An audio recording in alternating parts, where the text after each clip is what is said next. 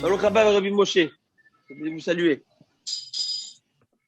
Alors, si la Torah, comme on dit, elle s'allonge sur le Mishkan, c'est pas simplement pour nous donner des mesures au niveau architectural.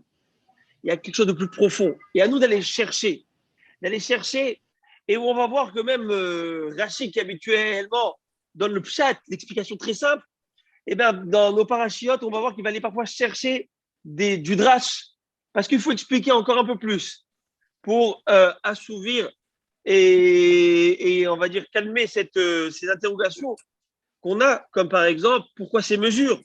Pourquoi des mesures? Pourquoi on va voir par rapport au Aaron, on va voir par rapport à l'arche, les mesures qu'il va avoir, des mesures cassées? Pourquoi au Shulchan, il va avoir des mesures entières et des mesures, des demi-mesures? Dans le Misbéach, des mesures entières. Donc, on va réexpliquer, certainement qu'on a eu l'occasion à l'époque de le dire, mais d'avoir Berito Matov, on le dit par rapport à la paracha de la semaine. Alors, je vais vous dire ce que le Kliakar nous dit, avec votre permission. Et puis après ça, on reprendra Bénéder, quelques halachot de Pessah. Puis après, on reprendra notre Gemara. J'ai Aaron ici qui va me rappeler à l'ordre.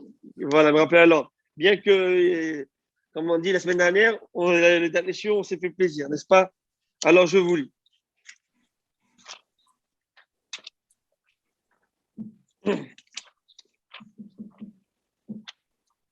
On s'est la mesure, on s'est éclaté, comme vous dites. On s'est éclaté, Razak. Alors, dans la parachat Teruma, c'est à ce moment-là que va être donnée donc la mitzvah de la construction du Mishkan. C'est écrit comme ça. Vasu, je vous lis. Mechila. Voilà. Mechila. Maholach mutarlach.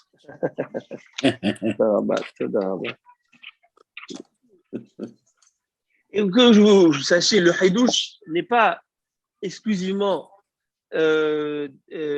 donné au Chachamim de venir être Mehadesh, d'innover. Vous aussi, nous aussi, on a l'obligation d'aller essayer de comprendre, de chercher et de comparer, n'est-ce pas?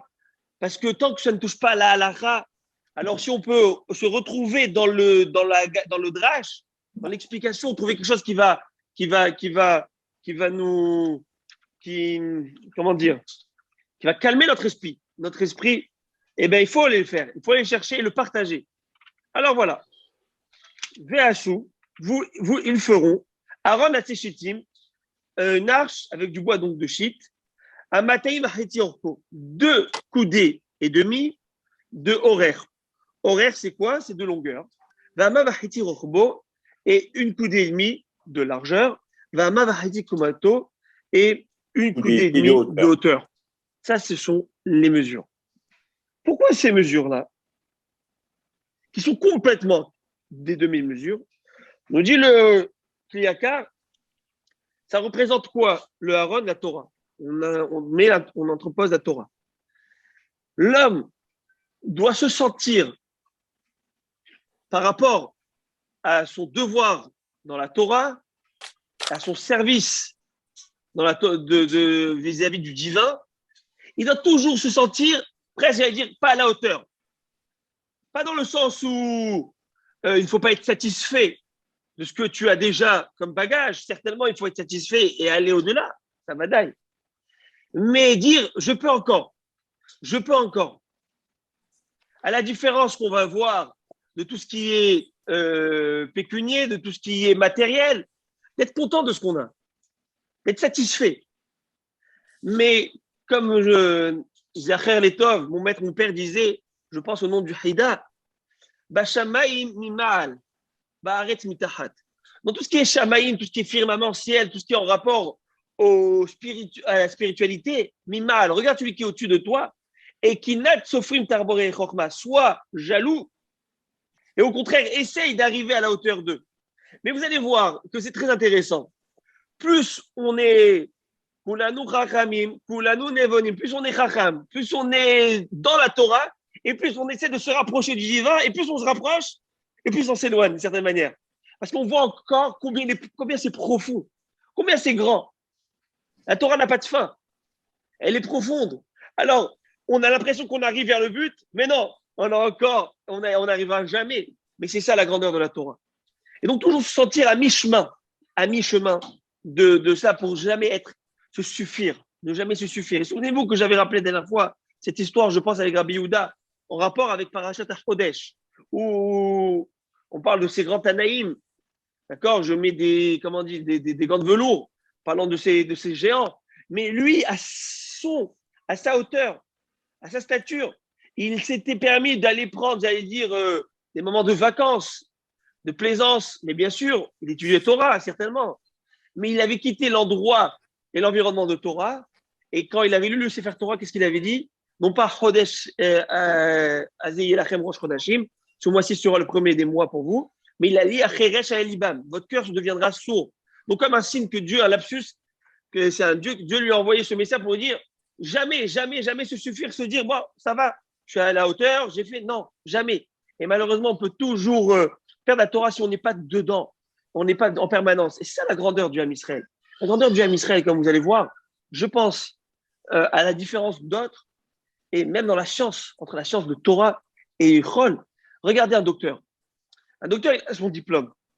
Dès qu'il a son diplôme, très heureux, il prend son diplôme, il le met dans son cabinet, vous savez, il a mis là-bas son diplôme, il montre à tout le monde qu'il a fait ses études à McGill ou je ne sais pas où, et il est fier de ça. Et maintenant, il commence à prendre toutes ses connaissances, à les mettre en pratique. Est-ce qu'il va apprendre encore?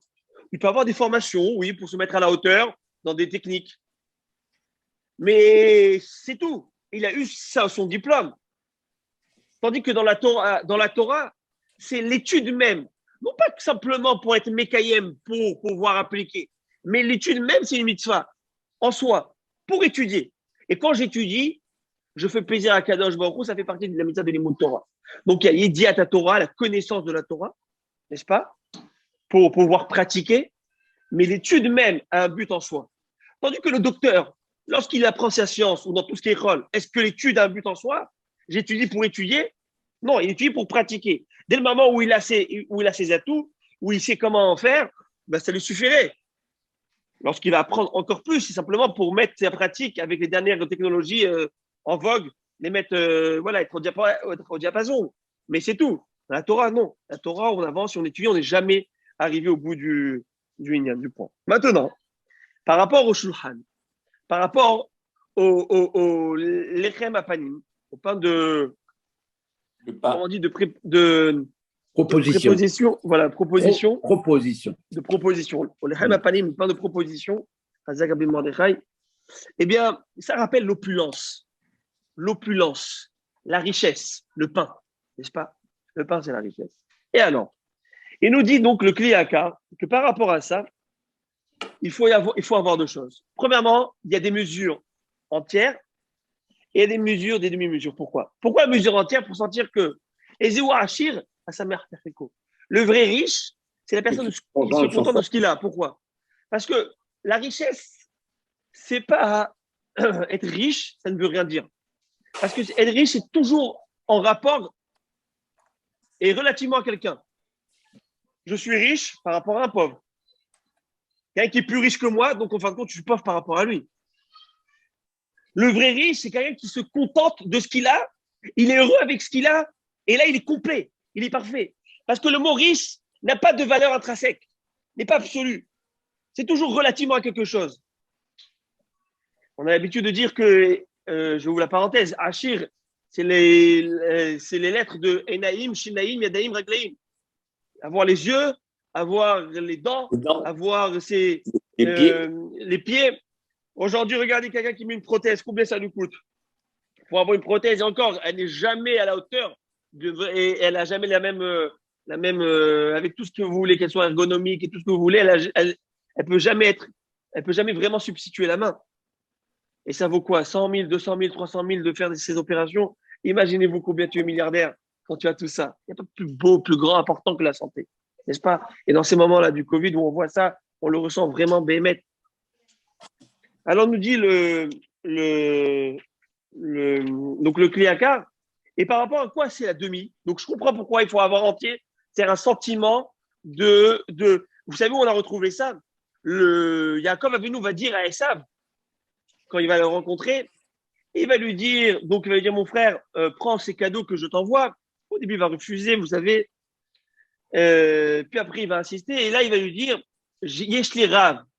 Et ça va dire, j'ai beaucoup. Mais Yaakov va dire, Yeshli Kol, j'ai tout. Yeshli Kol et Rav, c'est une grande différence. J'ai tout. Et tout, ça veut dire, je suis content avec ce que j'ai. J'ai Mouna que si je devrais avoir plus, le bon Dieu m'aurait donné. Et si je devrais en avoir moins, eh ben, le bon Dieu m'aurait mis dans cette situation. Adé Shalom. Et donc, c'est le bon Dieu qui décide de tout. Et si j'ai cette émouna-là, eh bien, je Kol, j'ai tout. Et je Rav, c'est Esav. C'est toujours avoir le sentiment qu'en fait, c'est toi qui fais tout.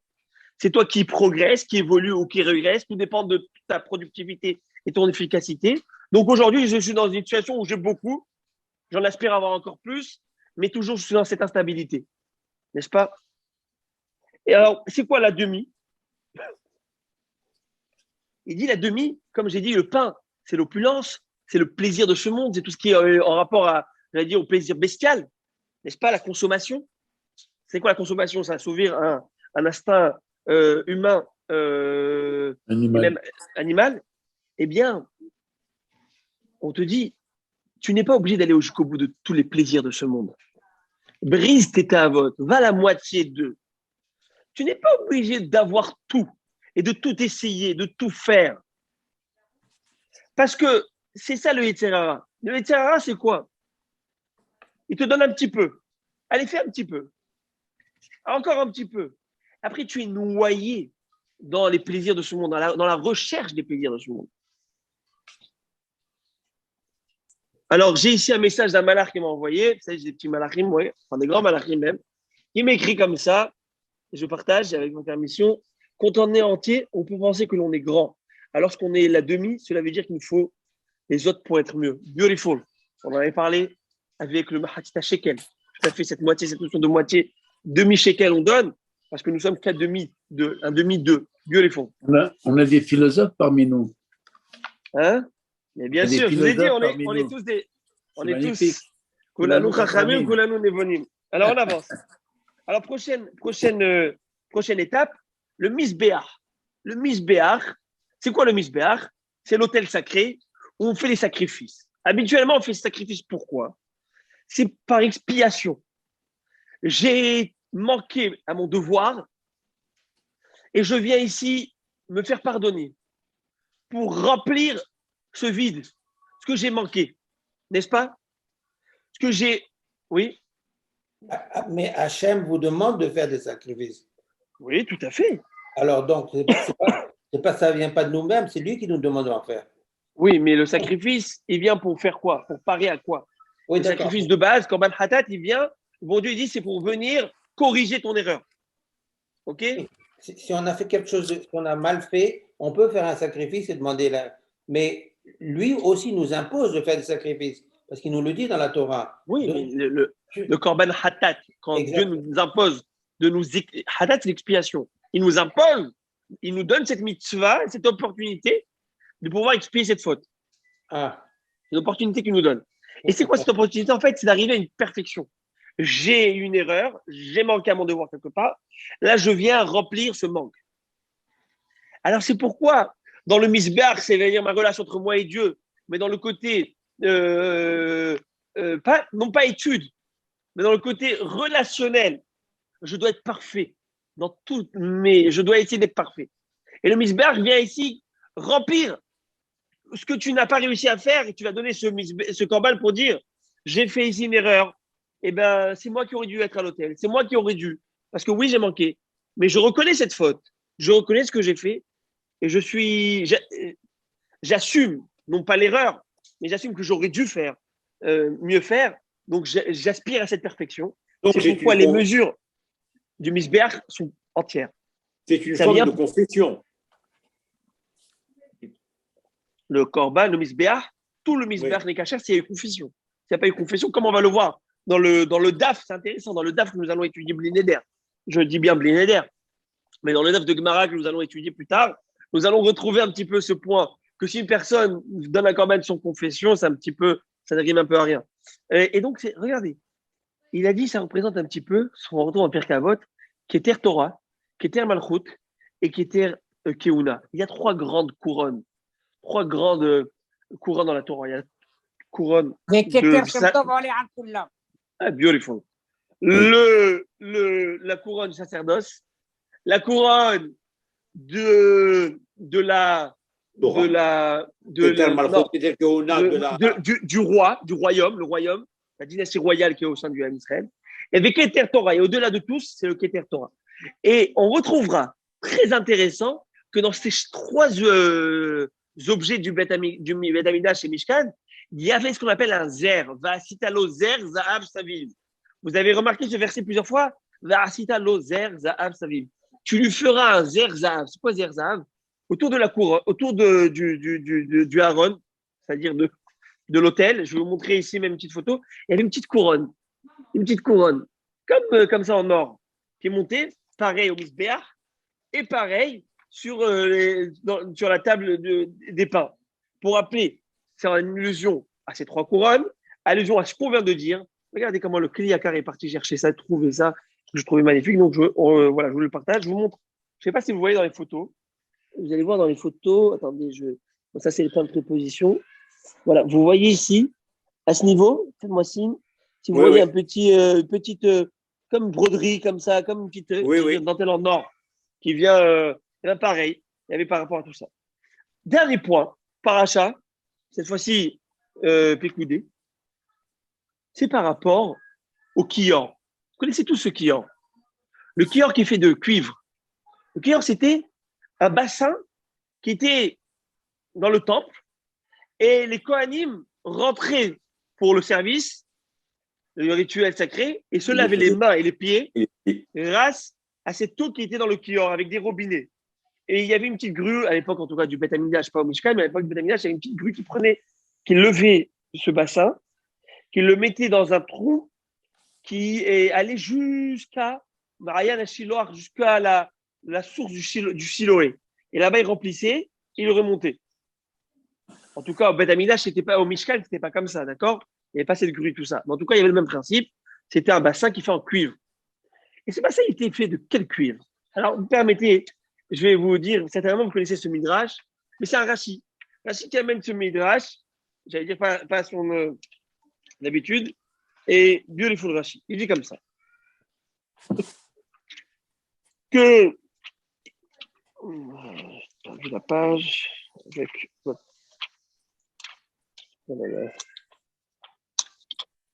Non, pas dans PQD. Ok.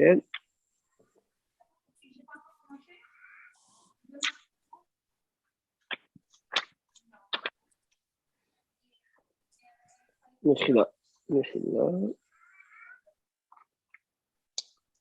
je ne retrouve pas, j'ai perdu la page, je vais la retrouver, mais en tout cas, dans Parashat Vayakel, comme je disais, on va parler comment faire. C'est Betzalel qui a fait tous ces kélim, d'accord, majoritairement, et tous ceux qui étaient artisans plutôt, tous les artisans, les orfèvres, tous ceux qui savaient travailler tout ça. J'ouvre juste une petite parenthèse. Vous imaginez, on parle d'esclaves, hein, qui sont sortis de 210 ans d'esclavage, où c'était des gros œuvres, il n'y avait rien dans la finesse. Il n'y avait rien dans l'orfèvrerie, il n'y avait pas de joaillier, il n'y avait pas de dans la broderie, il n'y avait rien de tout ça. Et là, ils ont fait des choses, des pièces qui sont, ça même, c'est un miracle. Ça même, c'est un miracle. D'où ils ont toutes ces connaissances. Comment ils peuvent arriver à cela? Après, c'est pas qu'ils ont eu des expériences d'années, c'est des gens qui étaient des esclaves et qui ont travaillé comme je dis, des gros œuvres et pas dans la finesse. Et bien voilà la grandeur. Méditiv roi Horma, Dieu dit, je les ai remplis de rouach, d'esprit sacré. Extraordinaire. À un moment, les femmes vont venir avec des plaques en cuivre. Ils vont dire à Moshe, tiens ces plaques pour le Mishkan. Nous aussi, on veut donner notre contribution. Moshe et Rachid, il dit ça. Moshe il va dire, mais ça ne va pas, je ne prends pas ce genre de plaques ici, c'est des miroirs. C'était leur miroir. Je savais comme miroir, c'est du cuivre poli. Oui, mais je n'utilise pas ça. Mais le miroir, c'est outil du Yitzhara, de la passion, du désir. C'est s'apprêter pour pouvoir, j'allais dire, emballer et enflammer les hommes, pas dans le Mishkan. Je ne mets pas ça dans le Beth Amikdash. Ça ne marche pas, ça.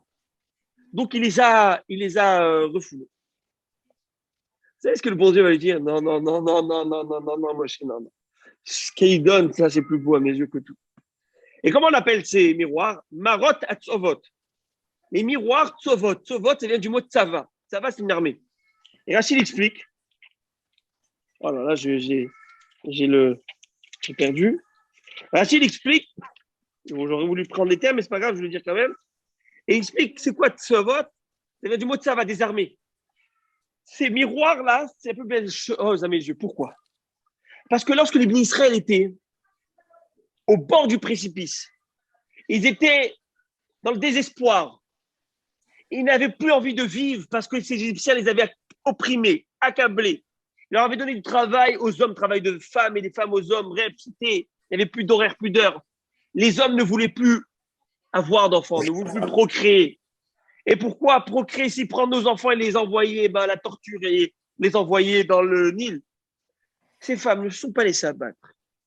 Et elles partaient, le Midrash, il dit, prenez un kéli, un seau, un délit, et partez dans le Nil. Hachem faisait par un miracle des poissons montés dans ce seau, et remplissez ce seau, et prenez les poissons, ils faisaient les griller, et elles chauffaient l'eau, elles nettoyaient leur mari dans les chantiers. Dans les chantiers, nettoyaient leur mari, il dit, et là, elle sortait le miroir, elle disait, chérie, qui est le plus beau d'entre nous deux?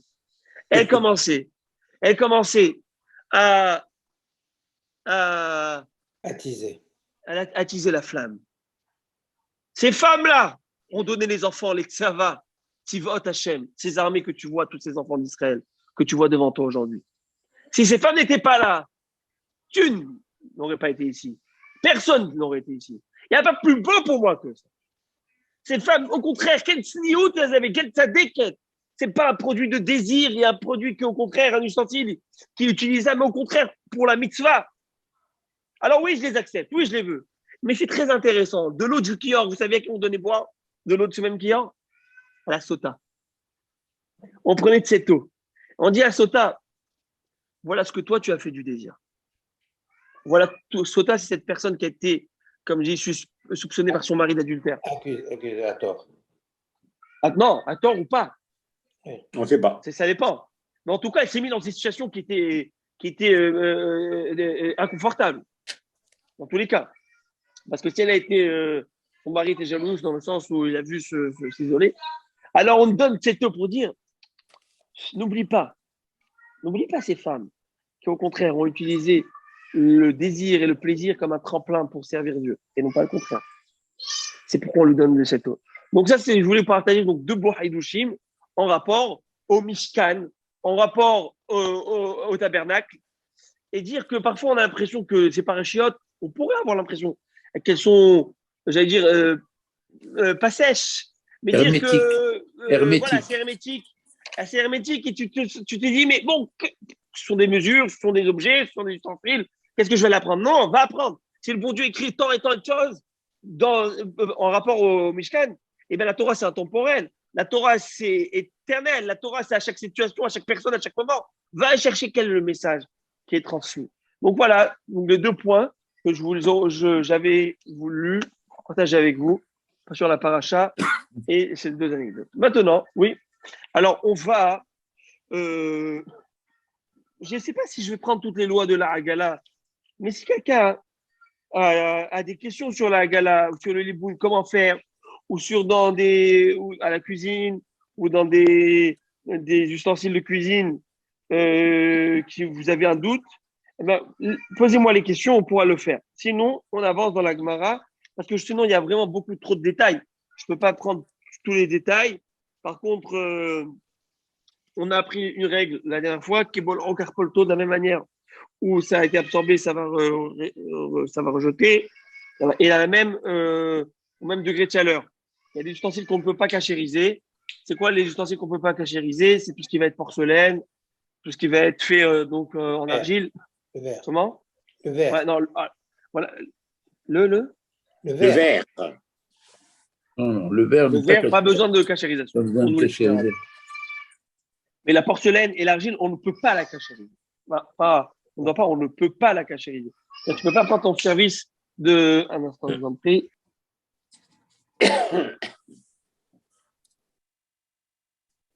Alors, ça, on ne pourra pas cachériser. La Gemara explique l'explication. C'est pas parce qu'il ne rejette pas le goût. C'est parce qu'il rejette un petit peu, chaque fois un petit peu, pas entièrement.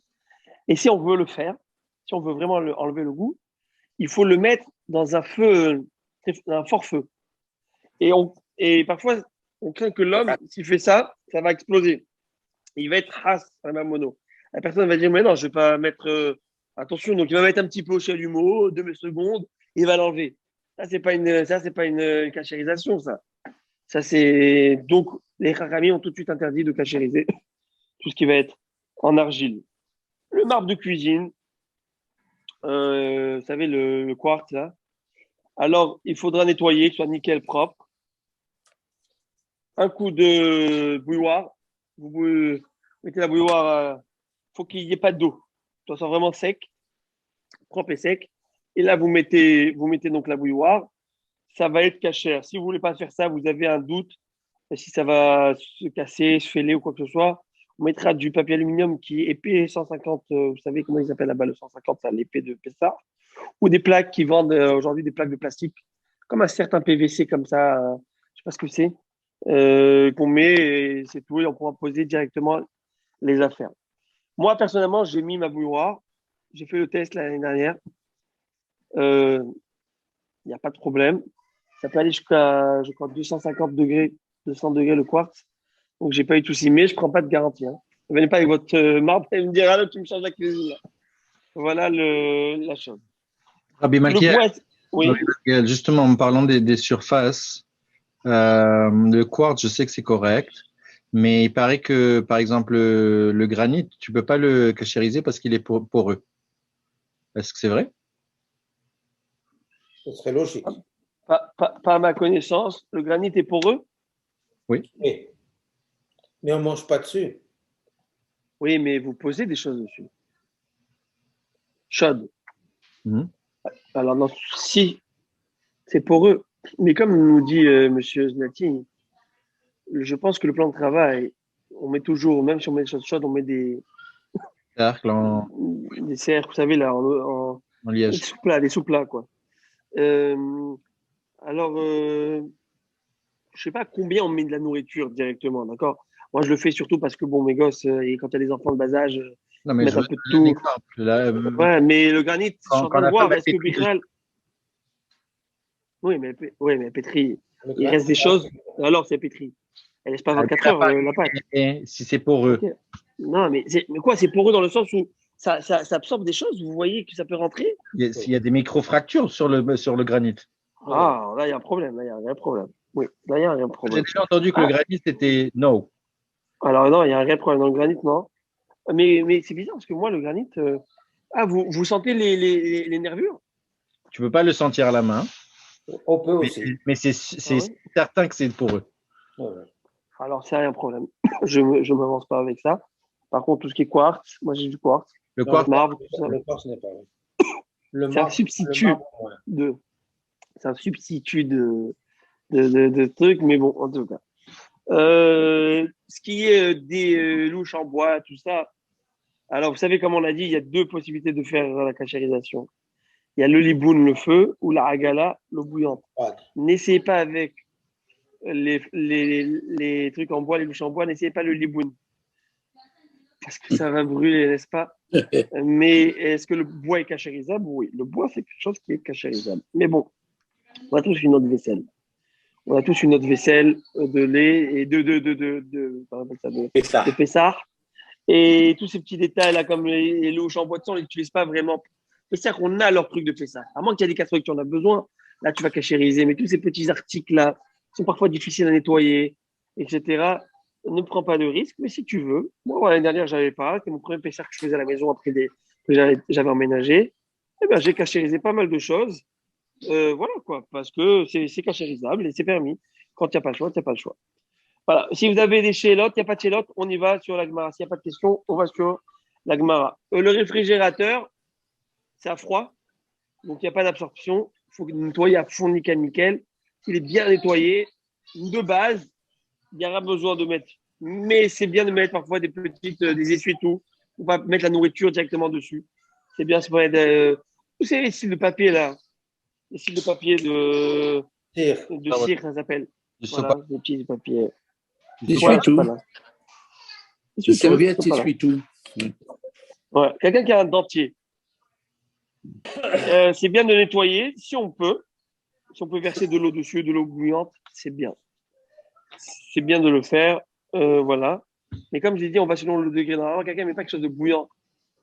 Vous riez, M. Znati, hein? Non, il ne faut pas avoir un dentier de Pessah. Non, le dentier, c'est quelque chose qui c'est là. C'est comme ce gars, il parle pas. Il dit, tiens, j'ai oublié, en tout cas. Bon, moi, peut-être il va pas parler de la Shonara s'il met le dentier de Pessah.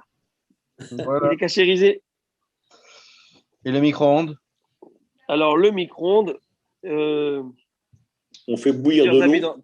Plusieurs avis dans la halakha. Ceux qui ne veulent pas l'utiliser, c'est bien. Ceux qui veulent l'utiliser, il nettoie nickel, qui est bien nettoyé. Il met un bol d'eau avec du palmolive dedans. Pas de la javel, attention. Hein. La javel, ça fait exploser le micro-ondes. C'est comme l'aluminium, là. Donc, il faut mettre du palmolive. Tu mets un bon 10 minutes comme ça. Parce qu'en fait, l'idée, c'est de faire, je vais expliquer. Et là, il me dit, je mets 5 minutes. Mais en fait, après 2 minutes, ça commence à chauffer, à être en ébullition. Alors après 2 minutes, c'est pas suffisant. Il faut mettre 5, 6, 7 minutes quand vous voyez que vraiment il y a de la vapeur un peu partout. Tu mets un ustensile qui va tenir la route. Et après, ça va être bien. Ça va être bon, on pourra l'utiliser. Mais quand même, avec ça, beaucoup disent de couvrir les choses ou mettre une cloche, si vous avez une cloche de Pessah que vous achetez en plastique, de couvrir les choses pour que s'il y a des vapeurs, ça ne tombe pas dessus. Et voilà, c'est bien. Ça, c'est par rapport au micro. Donc, c'est quelque chose qui est quand même cachérisable si on veut. On peut être mahmir, toujours. On peut toujours trouver un avis qui est plus mahmir, c'est-à-dire plus restrictif. Mais moi, je vous donne les avis les plus cool. Ok, voilà. Maintenant, c'est bon. On a vu un petit peu tout. L'évier, il faut le cachériser. Il faut qu'il soit nettoyé, qu'il ne soit pas utilisé pendant 24 heures à chaud. Après qu'il est bien nettoyé, qu'il est sec, vous n'avez pas qu'il essuie tout. Là, tu prends ta bouilloire et tu verses dessus. Et c'est comme ça que tu vas pouvoir le cachériser. Pour la table, tu mets une nappe pendant un Pessah, c'est mieux. Et si tu as peur de les bouillanter, si tu peux les bouillanter, tu les bouillantes. Moi, par exemple, j'ai une table. Attendez, je vais vous montrer. C'est une table. Je ne sais pas si vous voyez. Attendez. C'est une table qui est, je ne sais pas si vous voyez là. C'est en verre. Oui. C'est en verre. Vous voyez? Oui. Une table en verre. Alors, ces tables en verre, mais en fait, il faut juste bien nettoyer. Et là, c'est plus facile. Alors, on a terminé. On y va. Léa Guémara. Je n'est pas là avec nous, monsieur Antébis. C'était vraiment son département, là, ce qu'on allait étudier. On y va. Daf, Kaf, Gimel, Daf, Kaf, Bet, Amoud, Bet. On va prendre page 22, folio B, tout en bas de la page. On se fait entre-temps, là, je dis ça, j'espère que Bezat Hachem, on pourra pendant ce Pessah se retrouver avec un peu, qu'on soit un peu plus.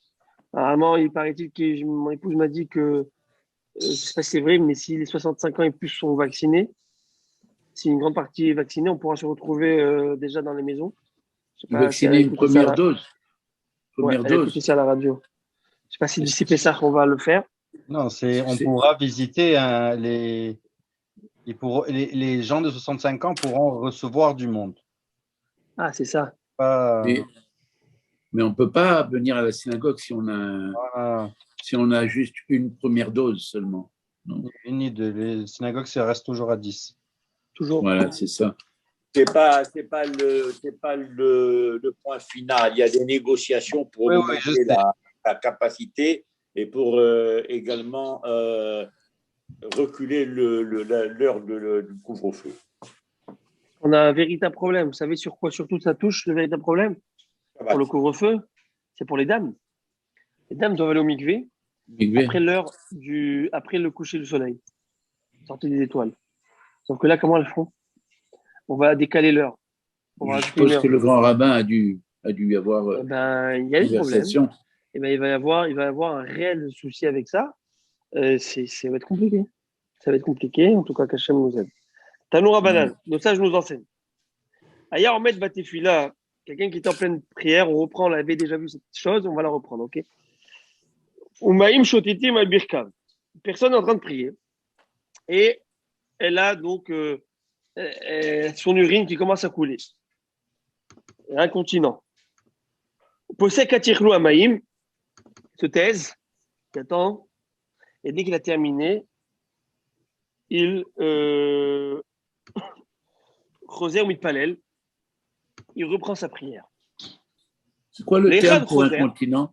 C'est quoi le terme pour incontinent, Rabbi? Shotetin? Shotetim al birkav, ou maim shotetim al birkav, c'est traduction littérale, c'est de l'eau qui coule sur ses genoux. Alors en français, l'incontinence. Une personne qui a eu une incontinence. Voilà. Posek atirlou amaim. Il arrête jusqu'à ce que ça s'arrête et il reprend. La Gemara tout de suite elle demande mais où il reprend? Il est en plein Amida, il reprend où? Depuis le début, Hachem Sefatay, Tiftach, prend un petit pas en arrière ou non? Il reprend où il s'était arrêté. Rav Friza et Rav Hamnouna, deux grands talmudistes, Rav Friza et Rav Hamnouna, discutent quant à cette question. Hadamar, Ozer les roches. Il y en a un qui va dire eh ben tu t'es arrêté, tu as fait pipi, excusez-moi l'expression. Eh ben tu reprends depuis le début de l'Amida. Hadamar, et là il dit non, les makom, je sais pas ça, tu fais au moment où tu t'es arrêté. D'où tu t'es arrêté. Tu t'arrêtes à Tachonen, tu reprends à Tachonen. Souvenez-vous qu'à l'époque, on avait étudié que celui qui avait une envie pressante d'aller aux toilettes, non pas pour faire les urines, mais les selles, d'accord? Et bien dans ce cas-ci, sa tefila est tefilato to'areva, sa tefila est abomination. On a même vu un avis dans le Tosot, deux avis, dans les Tosafistes. Abomination, ça veut dire qu'elle est complètement rejetée, mais je peux en faire une autre. Ou selon un autre avis, pas du tout, c'est fini, tu as loupé ta tefila, la prière, elle est à la poubelle. Alors, mais là, c'est pas pareil. Là, on parle d'urine, n'est-ce pas? Alors, la Gemara, elle s'interroge, elle dit, si on a deux avis, un pense qu'on reprend depuis le début de la Mida et un pense qu'on se reprend où on s'était arrêté, c'est quoi l'idée? Sur quoi le point de divergence? Mort, ça va. Donc, un de nos maîtres, un des deux, pense Im Sha'a, Kédiligmo et Kula, Roser les roches. Ou mort, ça va. Et Makom, je sais pas ça. Alors, Agmara va faire une tentative d'explication. C'est pas que A s'est levé le matin et a dit, you know what, moi, je pense que la halakha, c'est on commence au début. Et l'autre, il dit, non, on commence pas au milieu. On reprend où tu t'es arrêté. D'où ça sort ça? Alors, Agmara essaie d'expliquer, mais elle va être refutée tout de suite. Elle va dire, on peut expliquer comme ça. En fait, le gars, il a pris le temps de terminer ses urines. Et ça lui a pris du temps. Si ça lui a pris du temps, et qu'est-ce qui se passe? S'il a perdu le temps, ou plutôt il a perdu le même temps que de faire toute une Amida. Personne, pour sa Amida, il prend 4 minutes, il s'est interrompu, il s'est arrêté 4 minutes. Et bien, c'est comme si c'est un nouveau sujet, nouveau dossier là. C'est une trop grande interruption. Trop grande interruption. Sha'a, qui est des ligaments et de Kula, si tu t'es interrompu jusqu'à terminer toute la Hamida, Roger la roche, donc tu dois reprendre. Et il y a un avis va penser non. Personne qui s'est interrompu, même autant de temps que ça, il ne doit pas reprendre depuis le départ, il doit reprendre d'où il s'était arrêté. Okay. Donc c'est ça l'idée. Et la Gemara va tout de suite refuter, elle va dire mais pas du tout, ça ne marche pas. Amar Ravashi dit ton explication n'est pas bonne. Pourquoi? Parce que si c'est ça l'idée de divergence, à savoir, on venait à une idée qui est plus générale. Par exemple, vous et moi, je suis rêveur. Pendant la Mida, je me suis arrêté, je commence à penser à mes vacances, mes futures vacances, si Dieu veut, après le Covid. Je ne sais pas où. Au Caraïbes, ou à Honolulu, à Hawaï. Très bien. Et tu as terminé le temps de faire vraiment toutes les montagnes là-bas. Alors quoi? Est-ce que tu reviens au début ou c'est comme dans la Megillah. Vous savez, dans la Megillah, il y a cette halakha. Personne qui dans la Megillah, il s'est interrompu. Eh ben, il peut reprendre ou il s'est interrompu. Ça dépend. S'il a perdu le temps, il s'est interrompu le temps de terminer toute une Megillah, il doit reprendre depuis le départ. Donc, c'est le même problème ici. Donc, c'est un problème général. Ravashi dit c'est un problème général. Si c'est un problème général, leur opinion aurait dû être formulée d'une autre manière. Comment? Im sha'a, im lo sha'a. On aurait dû dire s'il a fait une pause longue ou il a fait une pause courte. Ce n'est pas ça du tout la question ou la formulation. Je vous redis la formulation qui est dans la. Est écrit comme ça. Une personne qui a eu donc une incontinence s'arrêtera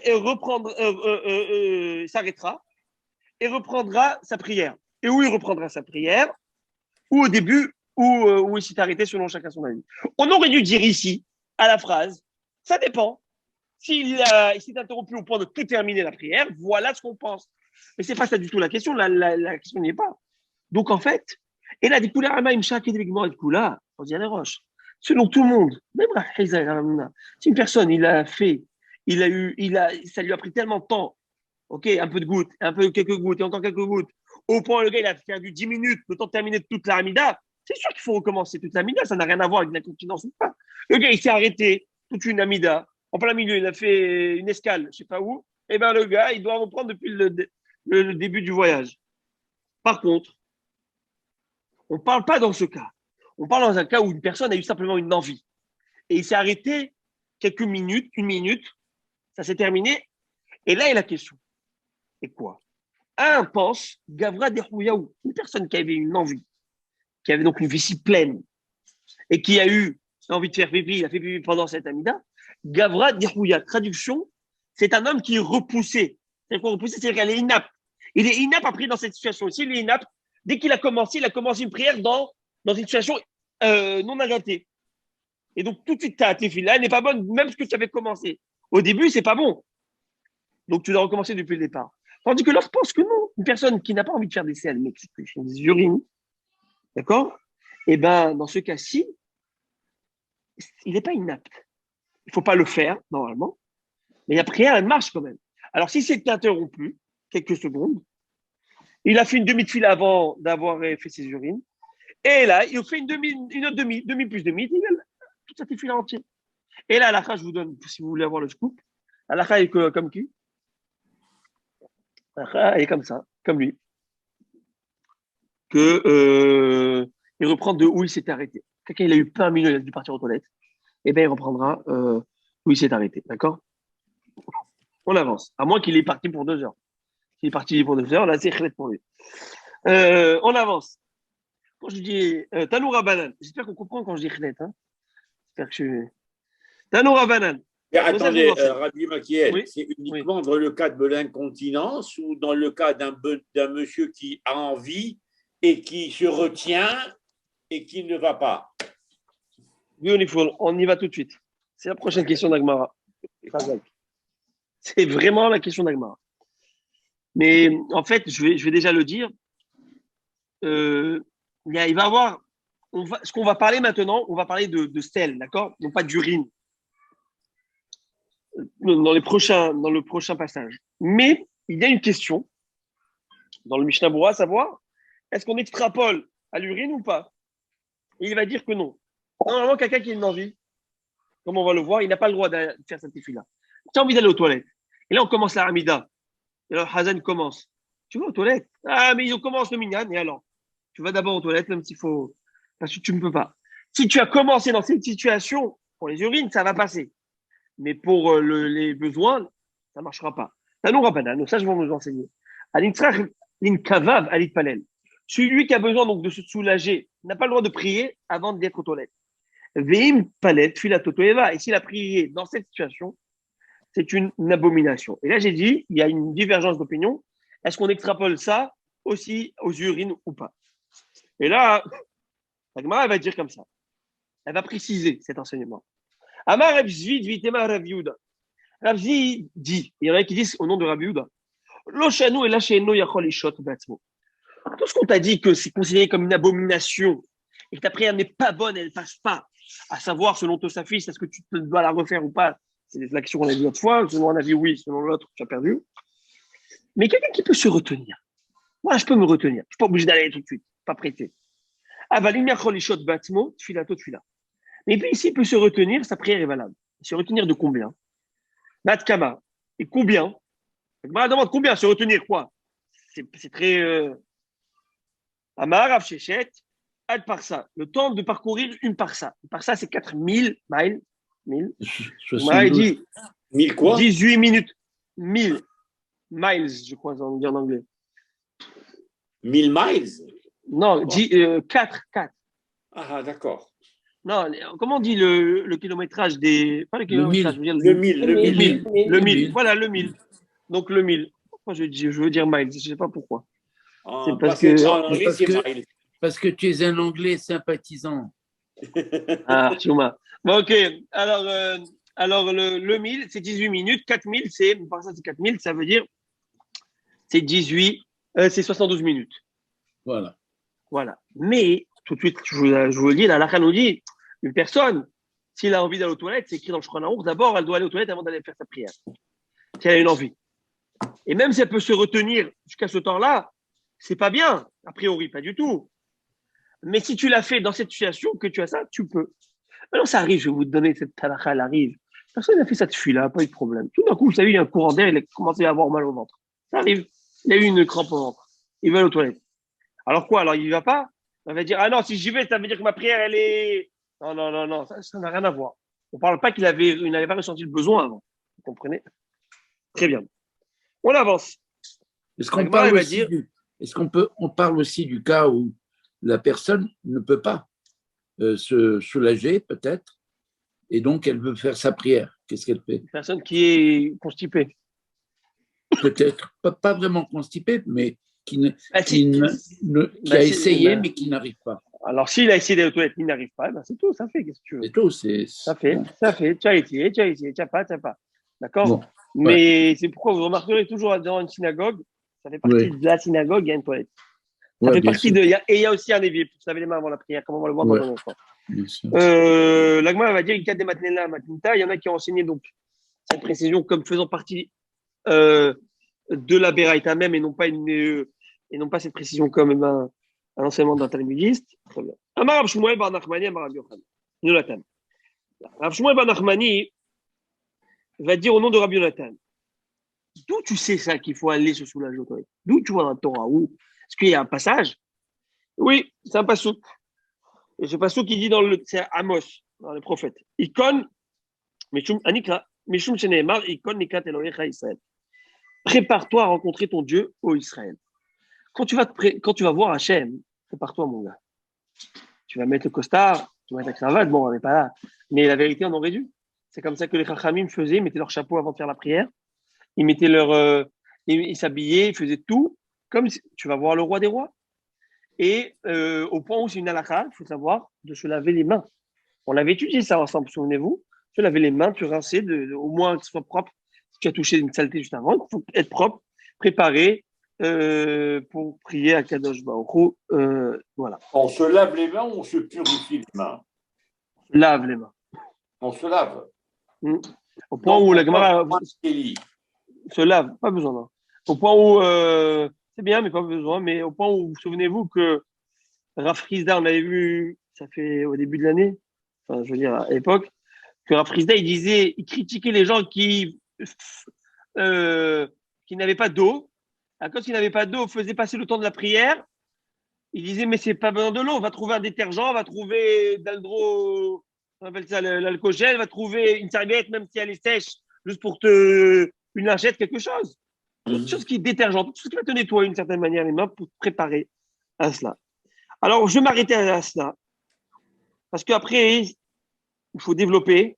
C'est un passouk qui a deux connotations différentes, deux explications différentes, une qui est en rapport avec notre sujet, une qui n'a rien à voir. Mais comme c'est deux explications qui ont donné par le même Rav et dans le même passouk, on va leur apporter ça. Ça, on va le voir bien d'air après Rosh Chodesh. À moi, Verbotaï, ce dimanche, Rosh Chodesh Nissan, moment de joie et de simcha si Dieu veut, et qu'on finisse Basser, Bessorot, Ovot, qu'on entende plus de bonnes nouvelles si Dieu veut, une choix pour chacun, bon mazal, pour celui qui en a besoin, une réfoua shlema, et qu'Hachem nous envoie la rédemption finale. Amen. Hachem. Alors, Kol Touv, très bonne soirée, et ciao. Shabbat Shalom. Shabbat Shalom. Kol Touv, merci. Simcha, bye bye.